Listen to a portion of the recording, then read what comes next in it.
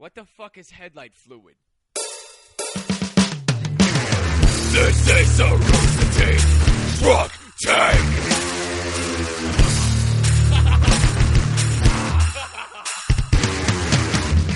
With Gus, Angel, and Bernie and Jack, the time to attack.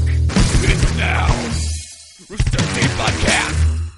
Suddenly I'm filled with anger. You guys don't know who Hatebreed is, do you? No. No. It sounds kind of like Hatebreed. Sounds like a band you'd like. Back in the day, I had I dabbled. That's our taste of South by Southwest for the drunk tank. So we got Jeff, Griffin, and Gus this week. Heyo! It's the solid, like... The big three. Yeah. The Triple G. Triple G, there you go. Hey, where's Bernie? He told us to wait to record the podcast and made me wait 2 hours and then said he wasn't going to be in it. So, hey, he had stuff to do. Fuck that guy. He's getting barbecue, so it's obviously more important than this. So for all the listeners, he ditched you for barbecue. Hey, listen. Barbecue is more important to him. Next week when Bernie is in the podcast and he comes out swinging, I want him swinging at you two because I'm not saying anything. No. I'm not part of this. He's going to listen to this. Last time I effectively dodged his swings, so That's I'm ready. true. I'm ready for it again. Ready for round two? Let's go for 2 for 2. I don't know if you dodged swings as much as you just screamed back. That's not dodging. That's all that matters. It's power. I wouldn't know. That's totally what it is. Okay. All right, well. So that's it, right? I guess we should wrap this Yeah, up. let's go get some barbecue. So we just came back from PAX East, which went really well, I thought. I don't know about you guys. I enjoyed Yeah, it. dude. PAX East was, how many PAXes have there been now, Gus? Fuck if I know. Okay, good. Well, how the fuck should I know? You and I have been, I figured you would know because you plan all of our events, and you and I have both been to every single PAX. Fire and forget, dude. Fire and forget. This is only the second PAX East, right? This is the second PAX. Okay. I think this is the 9th 5, PAX. 6, 7, 8, And it's 9. it's Are you counting East and Primes? Yeah. And 11, 12. That was the 12th. There's no way. Yeah. 2004, 2005, 2006, 2007, 2008, 2009. East 10, Prime 10, East 11. and East has already outgrown PAX Wait, Prime, right? so there's Wait, been... did I count wrong? 1, You 2, counted 3, wrong. 4, 5, 6, 7, 8. That's 9. You're right. 11. How did I get 12? I don't know, dude. That was fucking befuddled. There's no way. That doesn't make any sense. Because there's no way our our company's not 10 years old, and we've gone to every PAX. Yeah, that's 9. Okay. So, I'm an idiot, apparently. so 7 PAX Primes and 2 PAX Easts. Okay, and Yes. weren't you reading to me that PAX East has outgrown PAX Prime as far as... That's what I was going to say is, like, this PAX was fucking ridiculous. They had 69,000, I think the official attendance was 69,500, which makes it officially larger than last year's PAX Prime, which was the largest PAX ever at like 68,000. That's crazy. And actually, the space was interesting because you come in and then you descend down to this pit of people. Dude, the space was awesome. It was really awesome. It was like you felt like you were at E3 for a second, back in the day. And the great thing about that space is I didn't realize it the first day I was there. The second day I walked around a little more. There were the exhibit hall occupied about a third of the space that they have. So they have like another 2/3 of that hall they could grow and fill if they wanted to. Yeah, and the only time I ever went upstairs was to go to our panel, but there were like 3 floors of shit going on too. Yeah, I felt like they really had line management worked out well. Yeah. The theater was great. And then if you walked all the way, like on the first floor where the exhibit hall was, if you walked all the way to the back, and I think a lot of people didn't even know what was back there, but there was like a whole food court back there. Yeah, it was almost like it was like a circus or a carnival. It was. Like you could get like fried dough and ice cream Soft and pretzels and shit. It was pretty cool. I was looking at the Wikipedia entry for PAX here. 1,337 people pre-registered for the first PAX. 1,337. Really? Yeah. 1,337? Yeah. Did they cap it at that, or No, just to be goofy? I don't know, but it says 3,300 people attended that event. Yeah, I remember the first one being pretty. That's crazy. Do you think that was crazy about the first one to me too? I remember when we went to it, we pulled up because I think we got there kind of late, and I remember we pulled up in a cab, and there was a line of people that was going outside waiting to get in. And I remember thinking, that's the biggest line I've ever seen. It must have been all 3,000 people. Yeah. So small compared to this. Yeah, it's really, really grown. And fast, too. Yeah. But it was definitely fun. What was your favorite part of the weekend? The panel. Yeah. Yeah, I thought it was probably the best panel we'd ever had. Yeah. I felt like there was a good level of interactivity with the audience. And Yeah, that's definitely. We gotta step it up for PAX Prime because last PAX East I thought was our best panel ever when we debuted season 8 and immersion. and then and immersion actually, and then this panel we debuted a special video that I don't know that we'll ever release anywhere, and then the trailer for season 9. It was a special immersion. A special immersion. Special like should wear a helmet. Yeah, outside. exactly. Rides the little bus. It was a hidden camera immersion, I guess, that I didn't know was being filmed. Well, Yeah. we may not release it because it wasn't very video gamey. No. It was fun. It And was it funny doesn't though, really fall in line with all of the others. But. and the audience seemed to really like it. And but anyway, yeah, the response for the season 9 trailer I thought was awesome. Really, really cool. Yeah, it went really well. I was a little nervous, as we always get before showing off something new like that, and people seem to really like it and really respond to it, which was cool. So Jeff was telling me that you had some faux pas this weekend, like social faux pas. What happened? You took your shirt off for somebody? We've got a series of stories from PAX. We had some awesome encounters with people. You should tell the camera story first. I don't know if that one will play with audio, just retelling it. But this, we had a lot of people come up to the booth, and we try to talk to everyone, and sign stuff for them, and take pictures and whatnot. I think it was Saturday morning. It was pretty early. This guy walked up to the booth with a camera around his neck. I was like, "Oh, hey, I'm glad to meet you guys." We're like, "Oh, hey, what's going on?" He's like, "Can I take a picture with you all?" And I said, "Yeah, sure. Let's take a picture." So he begins taking his camera off of his neck. He's got like a big digital SLR. Yeah. It's not like some hokey little camera. Yeah, he takes it off of his neck, holds it in his hands, looks at it for a second, then hands it to me. Like he wants me to take a picture of him. And Gus takes the camera and looks at the camera and looks at him and is like, huh? And the guy looks at Gus really confused, like, why isn't this working out? Normally the people turn to the person behind them in line and give them the camera so we can all be in a picture together. And I'm looking at Gus, and I'm looking at the camera in his hand, and then I look up at the guy. It's like a triangle of confusion. And the guy, I think it hits him all at once, and he just grabs the camera and runs. Like he took off running. He was so embarrassed. He was like, "Ah." He was like, ah. And then I started laughing so hard about the situation, I fell out of my chair.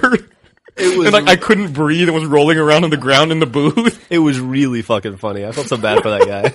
I don't think I saw him again all weekend. Like he just stayed away. Yeah, That was poor it. guy. He just looked so confused for a second, trying to figure out like where it had broken down, the process. It was awesome. And then the next day was even funnier. Some dude comes up to Gus. 2 dudes come up to Gus, and they come up and they're like, "Hey, Gus," and Gus is like, "Hey, what's up?" And they go, "We had a situation." And Gus was like, "Excuse me?" I think they're kind of... No, they said we wanted to come by yesterday, but we couldn't because we had kind of a situation. Yeah. And Gus goes, what? And they go, "Yeah, we had a situation." And Gus lifts up his shirt and goes, "You mean this situation?" And points to his six flab. And and the guy gets the most confused look on his face I've ever seen, like quizzical, And the guy goes, "Huh?" And Gus goes, "The situation, my abs, this situation." And the guy goes, what? And Gus goes, "Come on, the situation." And the guy goes, my friend had a seizure yesterday, and that was our situation. That was our situation. Anyway, I shouldn't be laughing. It's we so think funny, we think he's going to be okay. So- and I'm and standing there just turned around and walked away. And I'm standing there with my shirt up like an idiot. I was like, "Oh, great." I didn't know. Whatever. And then Yeah. Mega 64 declared humor war on cosplayers while we were there, and we were man. next to those guys. They had a funny bit they were playing, like a gag they were playing on some kids that was fucking. It was brutal. It was really funny. I saw him do it twice, but that second one was definitely Yeah, the best. why don't you- They baited him in perfectly. Why don't you explain? I think you could probably tell that story better than me. They would see people walking by, cosplaying as something, but then the Mega 64 guys would start yelling at the cosplayer, accusing them or saying that they were dressed up as someone else. Okay. So this guy walked by with like a hood and like some illuminated eyes, carrying an axe. And they started yelling, "Oh, it's a Jawa, it's a Jawa. Hide your droids, everyone, hide the droids." They're making like the oodee, like the Jawa noises. And the guy's like, "I'm not a Jawa." And they just kept going like, "Best Jawa ever, right here. Everyone take a picture with the Jawa." And then they're like, "Watch out for the sand people. If there's a Jawa around, they're not going to be far behind." It was really, really fucking funny. And the guy got so upset. Well, cosplayers take that stuff seriously. And then I saw it unfolding, and Rocco's filming the whole thing. So I like ran over and I was like, "Hey guys, can you take a picture of me with the Jawa?" And they're like, "Yeah." And I was like, "No." And I was like, "Yeah, Star Wars forever." And we take some photos. And then I walk back, and the guy like argues with them for the longest time. And then eventually he just gets upset, and he's just like, "Screw it, this isn't worth it." And he starts walking away. And this is the best part of the whole thing. Rocco, who, kudos to that guy for never turning a camera off. He's filming it as the guy walks away, and he's just talking to the camera. Like just to the camera, not even loud. He's like, "Best Jawa ever." Man, I'm so glad that guy came by the booth. That was really good Jawa. And the guy like hears it and runs back, and he goes, "How can it be the best Jawa ever if it was never intended to be a Jawa in the first place? God!" And then he just like just sticks his hands up in the air and runs away frustrated.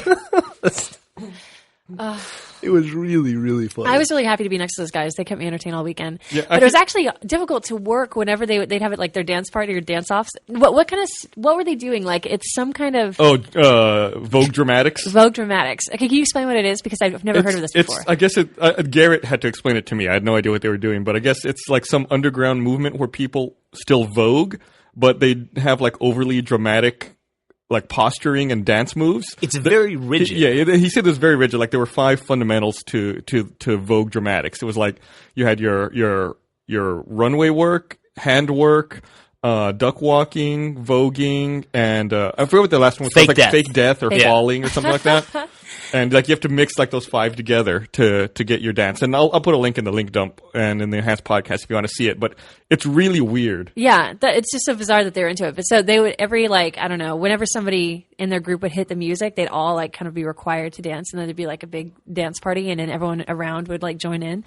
So, but every time they did this, like I just couldn't work. I had to just sit there and watch them, and like all of our productivity just stopped every time they would have a dance off. Yeah, it's like all of PAX stops to watch Garrett do a duck walk on the table. That's pretty fucking funny.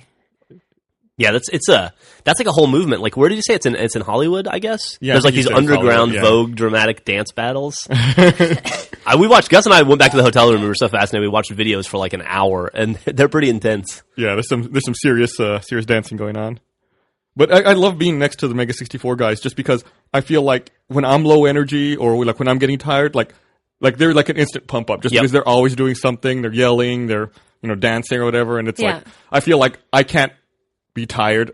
Otherwise, I look bad. Like I look like an asshole. Yeah. Like, sitting next to that. Plus, like we don't have a dance competition every like 30 minutes. So I just sit there and I'm more tired than them. Yeah. I know. Well, you watch them at the end of the weekend, though. I mean, their dance moves get a little bit like less Their dramatic. duck walk's more like a duck waddle. Yeah, they definitely seem to get tired near the end. But no, they're always great to be by. I look forward to being next to them at PAX Prime. Yeah. Those are funny dudes. So I think we only have one more event coming up in the near future. That's not this weekend. It's next week. Next weekend we have MegaCon in Orlando. Griffin and I are trying to extend our permanent jet lag. Yeah, we're just a finally little bit longer. we're like the last 2 mornings we just haven't been able to wake up. Like we've hit the snooze like 5 times. It just and I know the moment we start to normalize, we'll be off to Florida. The fucked up thing was you were probably getting close. Then you went to the Eastern time zone, and then the hour change hit. Yeah, so it's like a fucking really 1-2 punch. Because that was the night of the Frag Dolls party, and I was already staying out late, and then I got back, and all of a sudden it was like 3 a.m, and I had to get up. I had to get up at 7, but that didn't happen. By the Frag Dolls party, do you mean the most exclusive, difficult party to get into in what America? The fuck? Like it was held in this club, and I don't remember the name of the club. It was Royale. Okay, the Royale nightclub. There were these 2 bouncer douchebags on the outside, and they were like weren't hired. They were like the venue's like bouncer guys. They had nothing to do with the actual Frag Dolls group, but they had like restrictions on like what you could wear. Like you have to wear the right shoes because it was a classy joint. Yeah. So, and I don't think that like Ubisoft and the Frag Dolls knew about it. So, like people were getting turned away. People on the guest list were getting turned away, and you almost didn't make it in, along with Caleb, who was with us. Yeah, and Mega 64 got denied at the door. Yeah, they did, and I mean, fortunately for us, like Faith, one of the Frag Dolls, was outside smoking when we showed up, or we would have just left. Mm-hmm. But so she argued with the bouncer. It took forever, and she finally got us in. And we walked in, and there are all these fucking like everyone, like half the people there had sneakers on. So it was completely arbitrary, like who they were deciding who was going in. And who I asked all those people with sneakers, I was like, did you have trouble at the door? And they all said, no, not a problem at all. I was like, what the fuck? Yeah, it was really messed up. And I felt bad for Mega 64 because then I actually was really looking forward to them coming and hanging out, but then they got turned away and I tried to convince them to come back. They're like, no, fuck that nightclub turned into the Jersey Shore. It was really, once the regular crowd showed up. It was strange. Like it didn't feel like I didn't expect that crowd to be there for that event. I didn't get to go. I stayed in the hotel and slept because I was very tired, and I was being the responsible parent in the family. And but you went, and I heard the next morning everybody that came up to me. I was like, "Oh, did you go to that Frag Dolls party last night? How was it?" And they go, "Dude, your wife tried to fight every bouncer at that place. I had to stay away from your wife because I thought I was going to get pulled into a fight. Your wife scared the hell out of me." That's what everybody said. Yeah, whatever. Gus? That's why I left. Oh, that's such bullshit. Despite you trying to box me in and keep me there. No, whatever. Like I had already wandered off after, like before you left, I think. No, you were boxing me in. You were telling people to not let me go and to surround me. Really? I don't remember that. Caleb told me at one point you approached the bouncers, like after Gus and all those guys left. I did approach the bouncers. You went up to him and started berating him about the tennis shoe thing. I did. And that the bouncer said, "Listen, ma'am, we're just doing our job." And Caleb said you looked at that bouncer and said, "Then you're doing a shitty job. You are shitty and terrible at your job." Do you know that? Do you know how bad you are at your job? Well, they were bad at their job. That you can't differentiate between sneakers and sneakers? You let 400 people in there with sneakers on, but you won't let my friends in with sneakers. Why are you so terrible at what you do? And what kind of job are you going to get because you can't do this job? That's what he said you said. I didn't say that, but I did accuse them of being bad at their job. That sounds a little too eloquent for drunk Griffin. No, you know what? Based on what I saw that night. I was awesome and I was on fire and I made them look so stupid, but I didn't say that specifically. That's what Caleb said. Well, Caleb, what does he know? Well, I hung out. I ended up because you took off and I don't know where everyone else went. So I ended up hanging out the whole night with Pork Fry.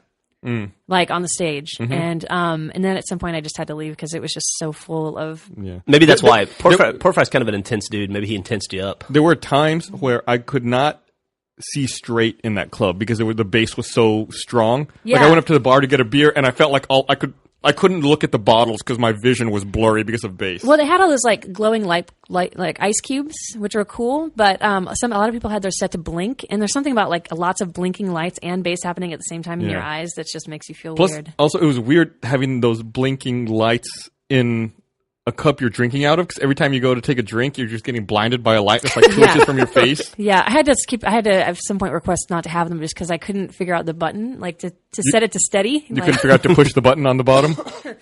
I was, having a good time. Okay. She's too busy fighting bouncers, dude. She wasn't going to stop and look at buttons. I will say, I didn't feel like I was out of control or anything, but the fact that Pork Fry seemed mellow to me is probably an indication. Oh, man. So what else happened at PAX, guys? I didn't really get to see any panels. I mean, our experience is very limited at conventions like that. We get to see our booth, and that's about it. Yeah, I saw that there was an LA Noire booth, and I saw that there was a Portal 2 booth and a Battlefield 3 booth, and they all looked like they were a lot of fun and cool. I didn't really get to experience any of them. Oh, Gus and I would go and look at the guys stand in line for the Old Republic a couple times. They had a 6-hour wait to play the Old Republic. Yeah, I guess it was like a 45-minute long demonstration. So people would run in first thing in the morning, get in line, and they'd have to cut the line off because the line would get to be 5 or 6 hours long, and they'd have people waiting in line that had no chance to see the game.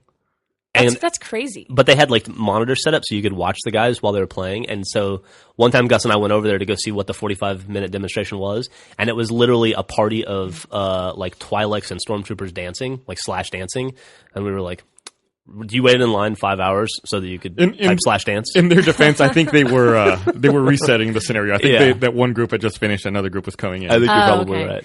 So how long, when you have to wait in line like that and to play a game, do they give you a time limit typically? Yeah, I think this one was 45 minutes, which is insanely long. Usually it's about 10 minutes. That seems like they could have been a little bit more efficient. I think shorter times, shorter lines. The thing is, it's an MMO, and I think you're trying to give people you know what it's like. If you sit down and if you type in your username and your password to WoW, then you look up, it's an hour later. Yeah, I think what they were doing was they were giving a brief demonstration and a tutorial, and then they let the people go through to try to kill a boss in a level. They would have to get through and progress. And that was their time limit to get through. I guess the people that are immediately behind watching are also getting a taste of it. Yeah, repeatedly though. Yeah. Yeah. But I guess everyone's maybe approaching it differently. I wonder if they switch out the bosses just for people to... No, it was the same thing. I hear there were a lot of different ways to approach that encounter rather. Yeah. And a lot of different ways to take that boss down, and that it could be done very quickly if you knew, you could figure it out, or it could take up to 45 minutes. So, I guess it depends on your, gamer level and your comfortability with MMOs and experience. Millie's really excited about Miss Explosion Man. Yeah, she really is. Yeah. She there's a pretty funny video. Martha and Caleb took her over to. They had it at Comic-Con. Or Comic-Con, yeah. It's a giant mech, and it's from for Red Faction. Red Faction Armageddon, I think is the game. And you can go and you can like stand inside this like 15-foot robot, and then like it's all shut in, and then it like opens up dramatically, and like smoke billows out, and then you just see you like you're the mech guy at the end of Matrix 3. Except, and we got this really funny video of it opening up, and all you can see is the top of Millie's head and these blinking sunglasses that she's wearing that she got from the Ubisoft booth. It's pretty funny. Yeah, she looked tiny in that thing. Yeah, she really did. Weird that my 5-year-old would look small in the 20. Do you think we're doing permanent damage? Yes. I think so too. So our dog doesn't remember us. I think our dog has bonded with every single person in Austin who watches her except for us. Does your dog think that maybe you all are like the pet sitter? I don't know. It's like, oh, it's these guys again. I wish they'd take me back to my family. Yeah. Over at the kennel. Oh man. Okay. So that parrot, did I tell you guys? Okay. There's at the kennel that we board our dog at. They have this parrot that somebody eventually like donated to them that had been like this family, I guess parrots live to be like, African grays live to be like 100 or something crazy, and this one's like 50. And it's like this old couple that had it for years, like died and left it to somebody in their will. I guess if you have a parrot, you have to have a will made out for it because they live so long. Anyway, so when I was there last, like it kept saying good morning. I took a little video of it and put it up on Twitter. But it does this thing every day where it burrows and makes a tent out of the papers on the ground. And like when I went there yesterday, like it had made a tent. It was like a burrowing parrot, which I think is pretty unusual. I never heard of that before. I should have taken a video. I'll do it next time. It's fucking hilarious. And the next time will be pretty soon because we'll be boarding that dog again very soon. I feel really guilty. Yeah. I felt bad for Millie. We were getting on the plane. We had like a 6 a.m. flight out. So we were like walking onto the plane at like 5:15 and Millie was half asleep. And this is after Australia, Seattle, Oregon, and now Boston. And as we're walking down the runway, Millie looked up at me and she said, "Dad, can we stop going on vacation, please? I just want to stay home." I was like, "Sorry, sweetie." How sad. Also not a vacation for Daddy. That's good. You'll burn her out of travel. She won't ever want to go anywhere. Yeah. She'll be excited to go to school. She's gold now on American Airlines. Nice. Yeah. She had a busy year. She did a lot of traveling. It's not shit. It's only like a quarter over. I know. Yay. Hey, I read something. This has nothing to do with PAX, but I read something today that I thought was pretty cool. Pepsi has decided to go plastic free, 100% plastic free by 2012. Really? Yeah, or starting in 2012. They're making like all their bottles now are going to be made out of like a certain kind of grass. Is and that corn. plant-based stuff? Yeah, plant-based stuff, and they're going to eliminate plastic from the Pepsi lineup. I read also that they're going to make the Pepsi throwback and Mountain Dew throwback permanently available. Oh, really? Yeah. Oh, that's pretty cool. What's is it like real sugar? Yeah, or it's real something? sugar. Okay. That's interesting. That's a lot of plastic, you figure, for all those bottles. Yeah. Well, plastic, like drinking out of plastic bottles supposedly gives you cancer. I don't know if you knew that. Oh, Especially yeah. if you leave it in if it has a chance to heat up, like so you're not supposed to microwave things in plastic. But if you leave like a water bottle in your car, you're just not supposed to drink out of it. Yeah, I'd heard that before. Oh man, Gus and I got an experience at the end of PAX. Like as any event ends, you have to repalletize all your equipment and send it back, like our TVs and our shelving and whatever merchandise that we have left over. And so it's kind of like a mad dash to find pallets because they'll bring them out to you eventually. But they tell you it'll take 2 hours. It'll take at least 2 hours, in some places longer.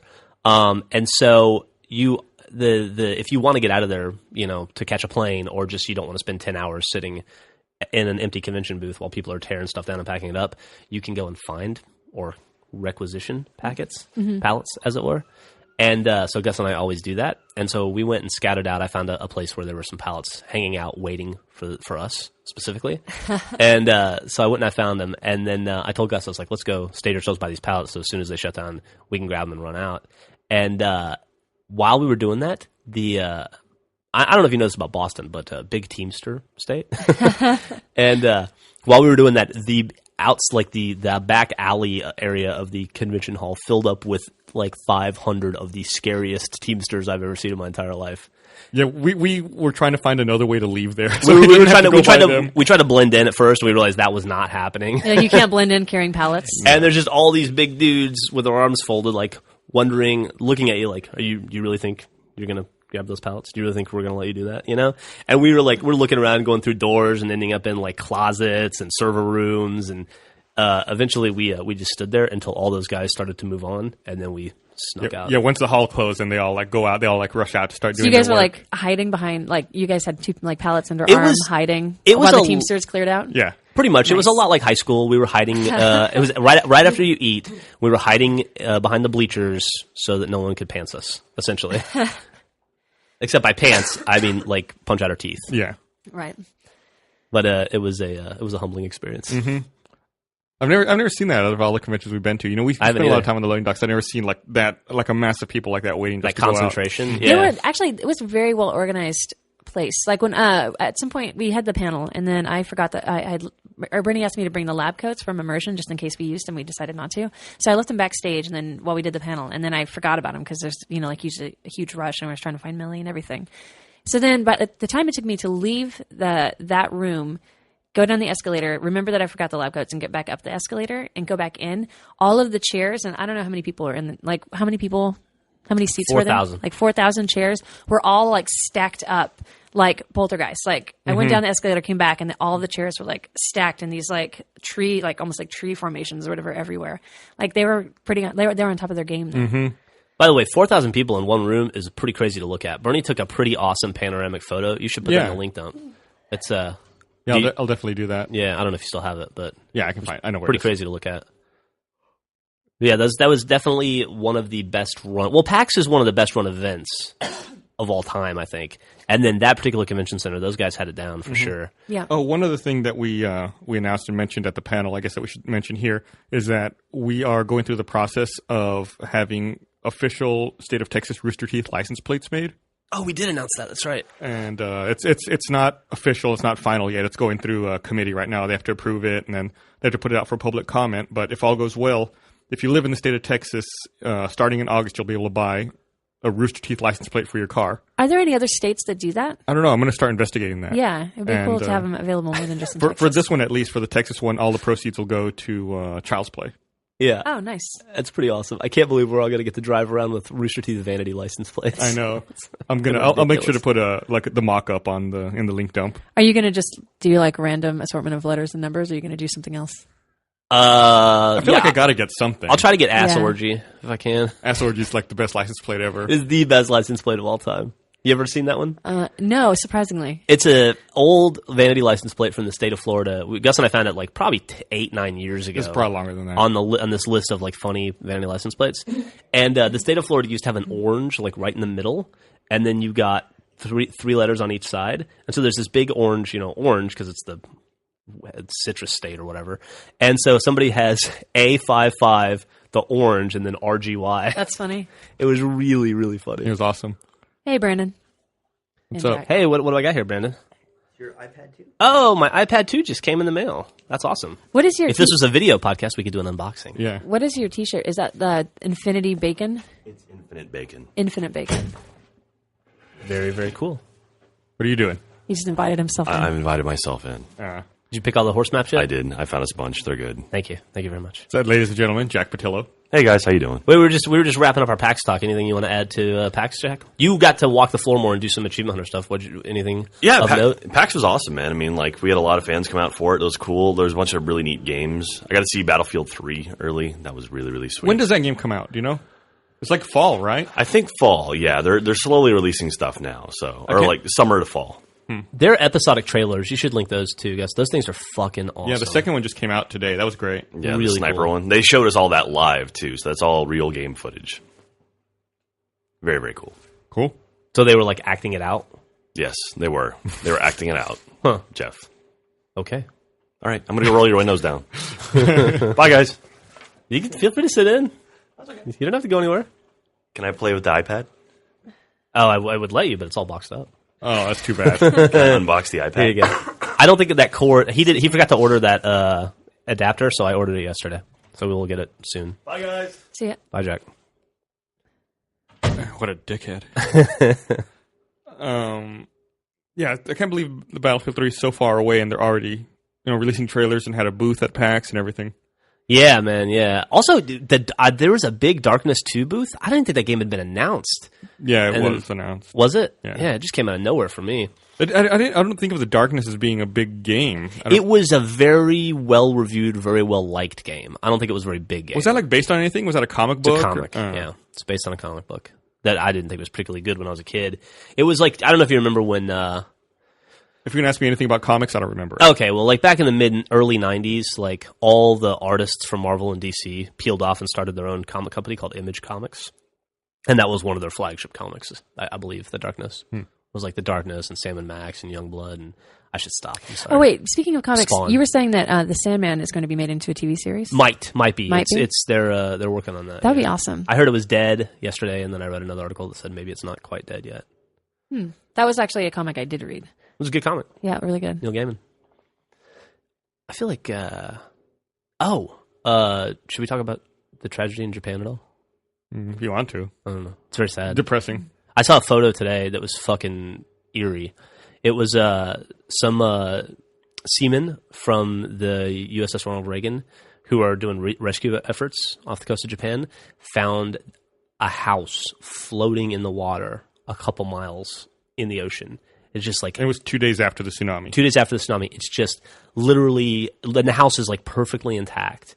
And it's just floating in the ocean at sea. It was a really bizarre thing to see. Yeah. Really kind of sobering. Mm-hmm. Really... Well, I think that was definitely the most dramatic video I saw. The neighborhood that was just sort of being washed away, like complete houses floating around. I saw one yesterday where I guess like someone was in the streets filming it like right as the tsunami's coming up the street, like very little at first. And there's like a car driving down the street, like trying to drive away from the water. Jeez. Jesus, did it make it? You can't see it. It goes past the camera. And it's ahead of the water, but who knows what happens. We were talking about that at PAX actually, like the idea of like entire suburbs being washed away like that, like the safest place on the planet Earth to me feels like your average suburb, where you're in like a cul-de-sac with a bunch of houses that look alike and basketball goals, and it's like you're next to a strip mall. And I can't imagine like add that. I mean, like we live in a suburb. That would be fucking crazy. We don't live in a suburb. No, kind of. Live in a neighborhood. And we live in a neighborhood. We don't live in the suburb. Yeah. I think it's the same thing. It's not. No, it is not the same thing. If it was the same thing, we'd have a bigger house in a suburb somewhere. Okay, fine. Man, the Gus is strong in you. Well, he's insulting our neighborhood. Yeah, we do not live in a suburb. Are you insulting suburbs? No. Are you saying your neighborhood is better than a suburb? Yes, I am. Really? Yes, location-wise, it's better than a suburb. We live in an herb. We live in an herb? Yeah. Okay. Well, I apologize to every single person that listens to this podcast that lives in a suburb and has now been personally insulted by Griffin. Well, I'm so sorry. No, you're not. So sorry. Oh, man. Did Jeff tell you we almost broke up No. at PAX? Yeah, I got in Again? trouble because apparently I was supposed to be there in the morning, both days of PAX. And I would admit, I dropped the ball a bit on I wasn't going to bring this up. But. Yeah, no, I'll bring it up. I feel bad because, and I know how annoying it is to have the person that like shows up at noon or whatever. And I did that this weekend. But and to be fair, it's the only event I've ever done that at. But yeah, like had a little too much fun at the Frag Dolls party and didn't show up until later. But so Jeff, like everything is fine. And then like the night before we left, like Jeff just got like bitchy and like mean, and he was already drunk and like angry.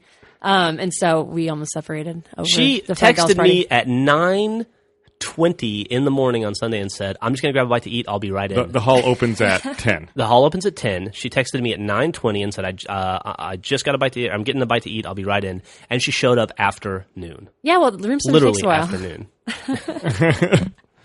It was like right at noon. You weren't even in the booth. I got there. You weren't there. Where the fuck were you? I went to the bathroom. Remember that time I didn't show up to the booth till afternoon? I don't. Oh, wait. That's never right. happened. Well, remember I did wake up late one day this week, and I was only there 45 minutes before the hall opened. I instead of remember an that. hour. But luckily, Barbara and I were there. Oh, really? So I'm not the only... it's funny because he didn't threaten to break up with you. Like I said, I was still 45 minutes before the hall opened. And you don't know that I didn't threaten to break up with him. You weren't there. You know why you weren't there? Because you're fucking asleep. Dreams of frag doll parties in your head. No, I was... Dreams of yelling at bouncers. Yelling at bouncers, Fist blinking pumping ice with cubes. Guidos. I was awake. I just couldn't move. Man, that was rough. Good convention, though. Yeah. How do we keep coming back to PAX? I don't know. It seems like we cannot escape it. Because we have nothing else going on in our we lives. can't escape its orbit. Now, when was the last time you had something going on in your life? Oh, I guess I got married 5 years ago. Right. My wedding. Yeah, no, I feel like that too. Like our whole lives have been eaten up by work and conventions. Like, I mean, we don't have anything else. We have no social lives. Just our collective disdain for the suburbs, I guess. I guess we got South by Southwest going on this week. Are you guys going to go to anything South by Southwest related? No, we tried to walk to. There's a pizza place by our house called Red House. It's not the best pizza in the world, but it's really got a nice. good happy hour special outside. and- Yeah, it's cheap, and you can sit outside, and the weather was fucking awesome. It's beautiful. So we walked the dog and the kid over there to have dinner yesterday, and of course there were like 10 billion South by Southwesters there, so we couldn't. Yeah. So we're just going to retreat back into our house, and We're going to hide the whole week. yeah, pretty much. How about you? No. Oh, no. When we used to have the office downtown, I'd walk over to do some stuff or see some stuff, but now that, our office isn't in the middle of it, Yeah. it's really inconvenient to get to and away from because of traffic, so I'm just going to stay away. Yeah, I agree. That's a funny thing. It's like, I've talked to people who, I tell them I'm from Austin. They're like, oh, that must be so much fun. There's so many festivals and da-da-da-da-da. And I'm like, no, it's cool that Austin has that happening. And I appreciate that Austin has that happening. But for people who live here, we just it just means traffic and not having anywhere to park and not being able to eat at the restaurants you like. And like, just essentially giving your city up for the week. Also, I don't mind it though. I don't mind it either. It's good for the economy, but it can be like not being able to park on our street is annoying. Yeah. No, because they turn a gas station into a club for 3 days. I think it's fun, and I do like to people watch during South by Southwest and other things that we have going on here. But I'm just saying, like, when things like that happen in your town, it's like when we had Franklin barbecue in our neighborhood. We don't anymore. I think they moved. But I was excited about having like a cool barbecue place in our neighborhood, but we never were able to go there because the lines were so long from people from other places coming to eat there. And I think that's true, like in general. If you have a really cool place in your neighborhood, you're not going to go there because everyone else is going to go there. One thing that does annoy me is that people assume you're from out of town. Like yesterday, we went to lunch in South Park Meadows, by the way, way away from all that stuff. And the lady was like, "So you guys in for South by Southwest, huh?" I was like, I was here yesterday. This is like the 40th time I've eaten at your restaurant, ma'am. So you think everyone should remember you? No, I just don't like to be associated with have a table tourist. for you and everything ready. And it's like, hey, I got tattoos. I must be from out of town. I must be here for the music. You're with a band or something, right? Yeah. I'm a roadie. All right, so should we wrap this up? I guess so. Yeah. So I guess the only thing I got to remind people about, which I already said, was the MegaCon convention next week. I guess that's about it for me. Is Book 4 coming out soon? Oh, God. Oh, yeah, we should talk about that. Yeah, what's going on with you talked to the printing company? Oh, man. We've had a litany of problems with Book 4. Every single thing that went wrong. It could go wrong, went wrong. As you know, that in the process of putting it together, Luke had that hard drive die and we lost 54 comics. And then all the commentaries were on the computer that was stolen. That was stolen, that whole deal. What I never told you guys was, or I didn't talk about on the site, was that when we went to get it printed, the printing company printed the wrong book. And they sent us like a different book. They sent us year 2. And they were like, uh-oh, sorry. Well, so we got that remedied, and it was supposed to come out in time for PAX East. It was like that was going to be the launch of the year 4 book. And so when I was putting the shipment together, I checked just to make sure because it was supposed to arrive any day. And they're like, yeah, it's going to arrive any day. The printing company said, we'll get your track number. We'll get that worked out. We'll get back to you. And they didn't get back to me for a day. So I emailed them and I didn't hear from them. I didn't hear from them the next day. So I emailed them again. I'm like, hey, seriously guys, what's going on? I need the tracking number. We need to get this stuff, to Boston for PAX East. And they go, yeah, the thing about that is for some reason, we just never sent them to you.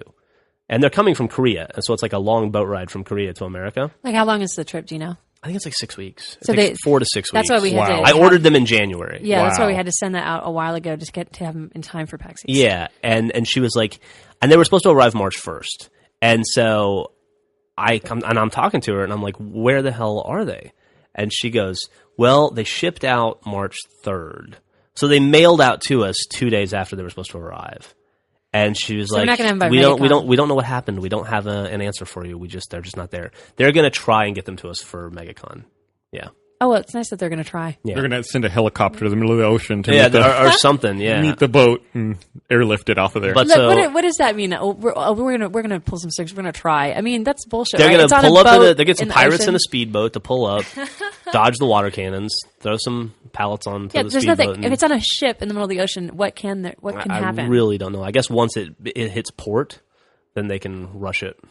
They can send a FedEx delivery from the house that's floating in the middle of the ocean. Yeah, they I know it lands in Los Angeles, and then from Los Angeles it goes ground from Los Angeles. I see. To So at that Austin. point they can So at speed that it up. point they can like overnight it. Or But I bet that's that's not the long part. Yeah, of that's the not the journey. that's not the long Yeah. part.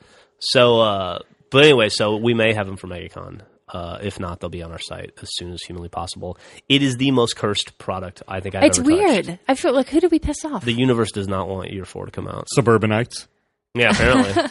I should go back and look through all the comics from year 4 and see, like, did I Who you insult made some fun kind of? Yeah, was there some like god that we made a joke about, or like what?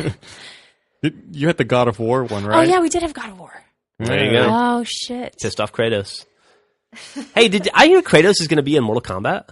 I think I read that on Really? Joystick yesterday. I don't know about that. I hadn't heard that. Yeah, I have to thought that look was that up. strange. And the article I read made it sound like it had been announced a while ago, and I guess I just missed it. Huh. That's an interesting crossover. Is there going to be a different character for? As I assume that's for the PlayStation. I would think so version. Is too. there That gonna got me be one for thinking, the Xbox? what would be the Xbox character? I don't know. Maybe somebody who's listening to the podcast has more information and can tell us. I'm sure we can find it. All right. Well, let's wrap this up. All right. Okay, All right. Bye. bye. Bye.